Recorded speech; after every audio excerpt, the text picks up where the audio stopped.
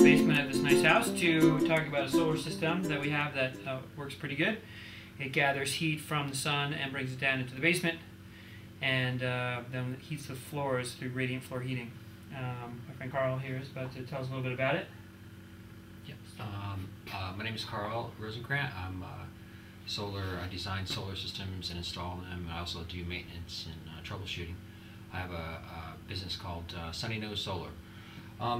So basically, this is the solar storage tank. It holds the heat energy which is collected from the sun, and the collectors that they use on this house are evacuated tube collectors.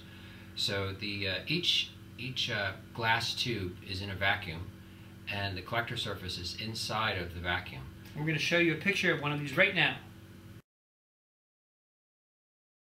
These tubes all transfer their heat up into the header, which is basically like a insulated pipe that runs across the top of the entire array. And so as the sun hits these evacuated tubes, they transfer the heat to a fluid, which is a safe type of antifreeze and water mixed together, and it keeps it from freezing. And so that fluid is constantly circulated down through a copper coil that's in the bottom of this tank, and that device right back there is the pump station, which turns on when the collectors are hotter in the bottom of the tank. And similar systems to this I've seen on super insulated houses, and that's all the heat that the house needs. But most houses require more heat than what a 64 tube evacuated tube solar array will collect. We estimated this house to, I think we would do 40% of the heating needs would be taken care of by this system. This is the original estimates we got when we put it in. Because in the midwinter, we'd never be able to get like full, complete heating. But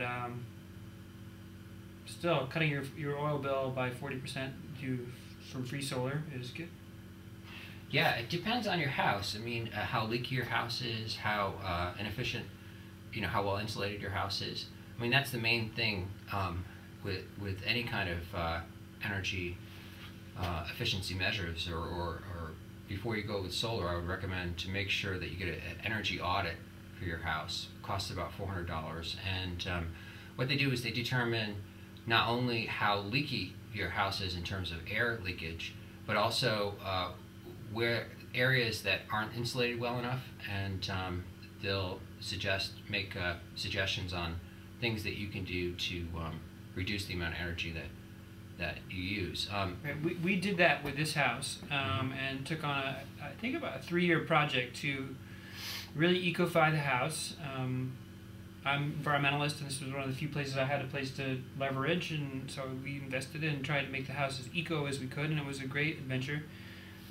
We started with an energy audit from a friend, and he did a great job, and we did the blower door test where he pressurized the house and saw how leaky it was, and then we went on a long process of filling in all the cracks in the basement. There's very fine cracks sometimes at the bottom of things, and so really sealed up very tight, and then we blew all this insulation you see up above is a spray foam that is I think it's like R50 or something. Concrete is like R1. It's like a pane of glass. It really heat transfers into stone very easily. So if you can cover up the basement with this spray foam, you really do save a lot of energy. Yeah, spray foam is definitely the best, and it's probably one of the most expensive ways of insulating, but it certainly has the most R value per inch, and it goes in very quickly. The R value of the insulation is like R50 or something, so not much heat transfer, and you can kind of feel it. It's just not something you could lay on that and go to sleep on it, and you would probably wake up warm in the morning.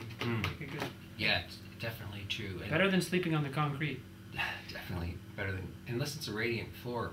Unless it's radiant floor. Yeah. Maybe it's a good time to address what this floor is. The floor is radiant floor, which is so this water heated by the sun, gathered down here, and then is pumped through these sort of garden hoses that run along in the floor joists, in the gaps, and then This PEX is tubing. And then it's PEX tubing, right? Yeah, PEX tubing. It's like looks like a garden hose, but it's really very hot water can go through it. It goes. I think it goes 180 degrees or something. No, I think 120? most are about 120. Right. So when it starts out, by the time it gets back, after it's dumped all of its heat into the floor, usually it's much less, like right. 80 or 90.